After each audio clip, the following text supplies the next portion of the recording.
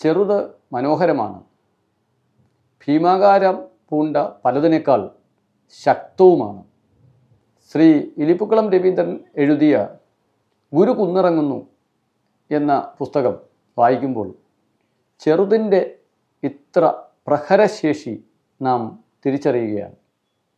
ശ്രീ ഇലിപ്പുക്കളം രവീന്ദ്രൻ വളരെ പ്രശസ്തനായ ഒരു കഥാകൃത്താണ്. ഓണാട്ടുകരയുടെ സാഹിത്യ പാരമ്പര്യം മുഴുവൻ സ്വാംശീകരിച്ചിട്ടുള്ള അധ്യാപകനാണ് ശ്രീ ഇലിപ്പുക്കളം രവീന്ദ്രൻ. അദ്ദേഹത്തിൻ്റെ വൈകി വന്ന വണ്ടി പോലെ വളരെ പ്രശസ്തമായ ചെറുകഥാ സമാഹാരങ്ങൾ നമുക്കറിയാം. കേരളത്തിലെ പുരോഗമന സാഹിത്യ പ്രസ്ഥാനത്തിൻ്റെ നായകന്മാരിലൊരാളാണ് ശ്രീ ഇലിപ്പുക്കളം രവീന്ദ്രൻ സാർ. അദ്ദേഹത്തിൻ്റെ ഏറ്റവും പുതിയ ഒരു പുസ്തകമാണ് ഗുരു കുന്നിറങ്ങുന്നു. ഇത് മിനിക്കഥകളുടെ സമാഹാരമാണ്. മിനിക്കഥകൾ എന്ന് പറയുമ്പോൾ അദ്ദേഹത്തിൻ്റെ ഇതപര്യന്തമുള്ള സാഹിത്യ പൊതുജീവിതത്തിൽ പുലർത്തിയിട്ടുള്ള എല്ലാ രാഷ്ട്രീയ ചിന്തയും സാമൂഹ്യ വിമർശനത്തിൻ്റെ ചിന്തയും എല്ലാം തന്നെ ഈ പുസ്തകത്തിലും നമുക്ക് കാണാൻ സാധിക്കും. കുറിക്കുകൊള്ളുന്ന കഥകൾ എന്ന് പറയാവുന്ന കഥകളാണിത്. ഉദാഹരണത്തിന് അദ്ദേഹം അധ്യാപകനാണെന്ന് ഞാൻ പറഞ്ഞല്ലോ. പെൻഷൻ എന്നൊരു കഥയുണ്ട്. 2 വരിയേ ഉള്ളൂ. പഠിപ്പിച്ച് കാലം കളഞ്ഞു, ഇനി അല്പം പഠിക്കണം.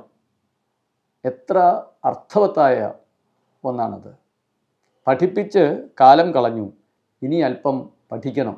ഒരു കുഞ്ഞുണ്ണി കവിത പോലെ ഷാർപ്പായ പ്രഹരശേഷിയുള്ള നമ്മുടെ മസ്തിഷ്കത്തിലേക്ക്, ഹൃദയത്തിലേക്കല്ല മസ്തിഷ്കത്തിലേക്ക് തുളഞ്ഞു കയറുന്നൊരു ചിന്താശകലമാണ് അത്. ഇഷ്ടം എന്നൊരു കഥ. ആദ്യക്ഷരം കുറിക്കാനെത്തിയ കുരുന്നിനോട് ടീച്ചറമ്മ, അച്ഛനോടോ അമ്മയോടോ ഏറെ ഇഷ്ടം. മൊബൈലിനോട് കുസൃതി ചുണ്ടിൽ പുഞ്ചിരി.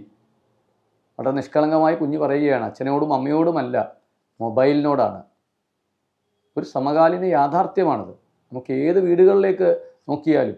പക്ഷേ ഈ യാഥാർത്ഥ്യം എന്തിനാണ് അദ്ദേഹം കഥയിലേക്ക് പകർത്തി വെച്ചത് എന്ന് ചോദിച്ചാൽ, ഓരോ രക്ഷകർത്താവിനും ഓരോ അധ്യാപകനും ഒരു തിരിച്ചറിവുണ്ടാകുന്നതിന് വേണ്ടിയിട്ടാണ്. ഇനി ഉണ്ടാകാൻ പോകുന്ന, ഇനി അമ്മയാകാൻ പോകുന്ന, രക്ഷകർത്താവാകാൻ പോകുന്ന ഓരോ വ്യക്തിയും ഈ കഥയിലെ പാഠം തിരിച്ചറിയണം.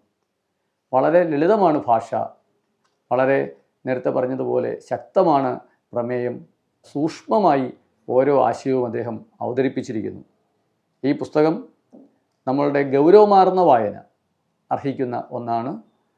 ഇലിപ്പുക്കളം രവീന്ദ്രൻ സാറിനും തുടർന്ന് ഇത്തരം രചനകളിലൂടെ വീണ്ടും നമ്മെ പ്രചോദിപ്പിക്കാനും പ്രകോപിപ്പിക്കാനും ഉള്ള കരുത്തുണ്ടാവട്ടെ എന്ന് ഞാൻ ആശംസിക്കുന്നു.